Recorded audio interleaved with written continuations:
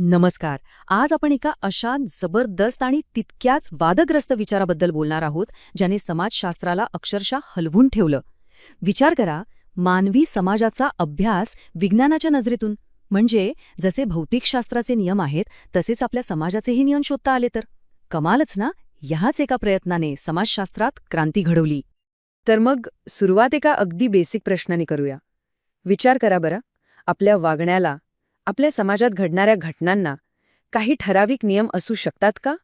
म्हणजे असे नियम जे आपल्याला भविष्यात काय होईल हे सांगायला मदत करतील?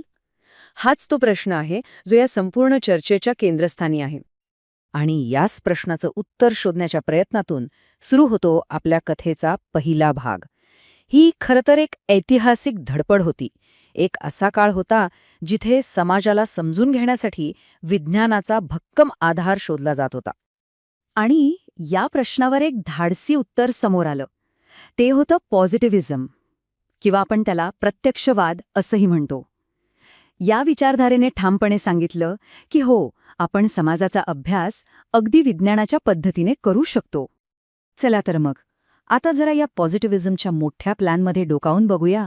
नक्की काय होती याची मुख्य तत्त्व, आणि या विचारधारेने समाजशास्त्राला कसं बदलण्याचा प्रयत्न केला, जाणून घेऊया. या विचारधारेचे जे जनक होते ऑगस्ट कॉम्टे, त्यांचा या एका वाक्यातच सगळं सार आहे. त्यांचं म्हणणं अगदी स्पष्ट होतं. समाजाचे नियम शोधायचे असतील तर नुसते बसून विचार करून चालणार नाही. तुम्हाला प्रत्यक्ष निरीक्षण करावं लागेल, डेटा गोळा करावा लागेल. दोन्ही गोष्टी तितक्याच महत्त्वाच्या आहेत. पॉझिटिव्हिझमचे नियम एकदम सरळसोट होते बरं का. त्यांचं म्हणणं होतं की माणसाच्या मनात काय चाललंय या भानगडीत पडू नका. तो प्रत्यक्ष काय करतो, कसं वागतो हे बघा, हेच महत्त्वाचं आहे. ड्युरखाईमसारख्या विचारवंतांनी तर चक्क आत्महत्येसारख्या विषयाचा अभ्यास करण्यासाठी आकडेवारी म्हणजे स्टॅटिस्टिक्सचा वापर केला. या सगळ्याचा उद्देश एकच होता: समाजशास्त्राला एक असं पक्कं शास्त्र बनवणं जे वस्तुनिष्ठ असेल आणि हो, भविष्याचा अंदाजही वर्तवू शकेल. पण थांबा, ही गोष्ट इतकी सरळ नव्हती. कारण पॉझिटिव्हिझमच्या या विचारांना आव्हान देण्यासाठी एक मोठं वैचारिक बंडच उभं राहिलं. आणि इथूनच समाजशास्त्रात एका मोठ्या वैचारिक लढाईला सुरुवात झाली. आता इथे बघा, ही वैचारिक लढाई नेमकी काय होती हे आपल्याला कळेल. एका बाजूला आहे पॉझिटिव्हिझम, जो म्हणतो की फक्त बाहेरून दिसणाऱ्या गोष्टी महत्त्वाच्या, फक्त वस्तुनिष्ठ नियम महत्त्वाचे. आणि दुसऱ्या बाजूला आहेत त्याचे टीकाकार. ते म्हणतात नाही, माणसाच्या आत काय चाललंय, त्याच्या भावना, त्याचे अनुभव आणि तो त्यातून काय अर्थ काढतो हे महत्त्वाचं आहे. बघा ना, एक गट म्हणतो की समाज माणसाला घडवतो, तर दुसरा म्हणतो अहो, माणसंच तर समाज घडवतात. हा फरक खरंच खूप मोठा होता. आणि सगळ्यात इंटरेस्टिंग गोष्ट काय होते माहितीये? पॉझिटिव्हिझमवर पहिला हल्ला झाला तो चक्क विज्ञानाच्याच क्षेत्रातून. टीकाकारांनी सरळ सरळ म्हटलं की अहो, तुम्ही विज्ञानाच्या गप्पा मारताय, पण विज्ञान खरं तर कसं काम करतं हेच तुम्हाला कळलेलं नाहीये. आणि या वैज्ञानिक टीकेचं नेतृत्व करणारा एक मोठा विचारवंत होता, कार्ल पॉपर. त्यांनी थेट विज्ञानाच्या कामाच्या पद्धतीवरच एक मोठं प्रश्नचिन्ह उभं केलं. पॉपर यांची कल्पना खूपच वेगळी होती. ते म्हणाले, खरं विज्ञान एखादा सिद्धांत बरोबर आहे हे सिद्ध करण्याच्या मागे लागत नाही. उलट तो सिद्धांत चुकीचा कसा ठरू शकतो हे शोधण्याचा प्रयत्न करतं. त्यांच्या मते जो सिद्धांत चुकीचा ठरवण्याच्या सगळ्या प्रयत्नांनंतरही टिकून राहतो, तोच खरा वैज्ञानिक सिद्धांत असतो. आता ही कल्पनाच पॉझिटिव्हिझमच्या पायाला धक्का देणारी होती, नाही का? बरं, विज्ञानाच्या या टीकेनंतर एक दुसरं अधिक भावनिक आणि मानवी आव्हान उभं राहिलं. या टीकाकारांनी त्या गोष्टींवर बोट ठेवलं ज्याकडे पॉझिटिव्हिझमने साफ दुर्लक्ष केलं होतं. म्हणजे काय? तर आपले आतले अनुभव, आपल्या भावना आणि आपण या जगाला जो अर्थ देतो त्या गोष्टी.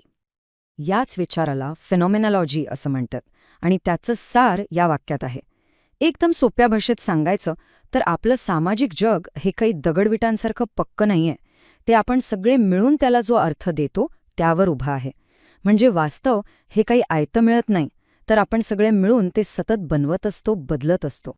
आणि मग आला तिसरा आणि शेवटचा हल्ला, आणि हा हल्ला होता राजकीय.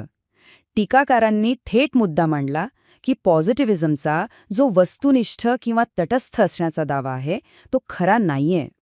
उदाहरणार्थ, फ्रँकफर्ट स्कूल आणि स्त्रीवादी विचारवंतांनी स्पष्टपणे सांगितलं की पॉझिटिव्हिझमचा हा तटस्थतेचा दावा फक्त एक देखावा आहे. तो नकळतपणे समाजात जी काही परिस्थिती आहे तिलाच पाठिंबा देतो आणि अनेकदा शक्तिशाली लोकांच्या हिताचं रक्षण करतो. त्यांचं म्हणणं होतं की जगात असं कोणतंही संशोधन असूच शकत नाही ज्यावर कुठल्याच मूल्यांचा प्रभाव नाही. तर मग ह्या एवढ्या मोठ्या वैचारिक संघर्षानंतर पुढे काय झालं? या सगळ्या वादामधून समाजशास्त्राचं क्षेत्र कसं बदललं आणि खरं तर अधिक समृद्ध कसं झालं हे आता आपण बघूया. या सगळ्या वादविवादाचा एक खूप चांगला परिणाम झाला. तो म्हणजे आज समाजशास्त्राकडे अभ्यासासाठी एकच नाही तर अनेक साधनांची एक मोठी पेटी आहे. आजचे समाजशास्त्रज्ञ आकडेवारीचाही म्हणजे पॉझिटिव्हिझम प्रेरित वापर करतात आणि लोकांच्या भावना आणि अनुभवांचाही म्हणजे गुणात्मक अभ्यास करतात.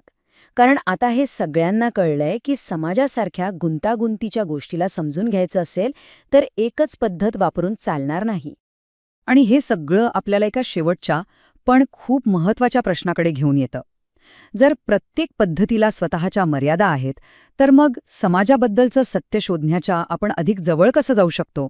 सर्वोत्तम मार्ग कोणता? हा प्रश्न आपल्याला विचार करायला भाग पाडतो की आपण समाजाबद्दल जे काही जाणतो, जी काही माहिती आपल्याला मिळते, ती आपल्याला नक्की कळते कशी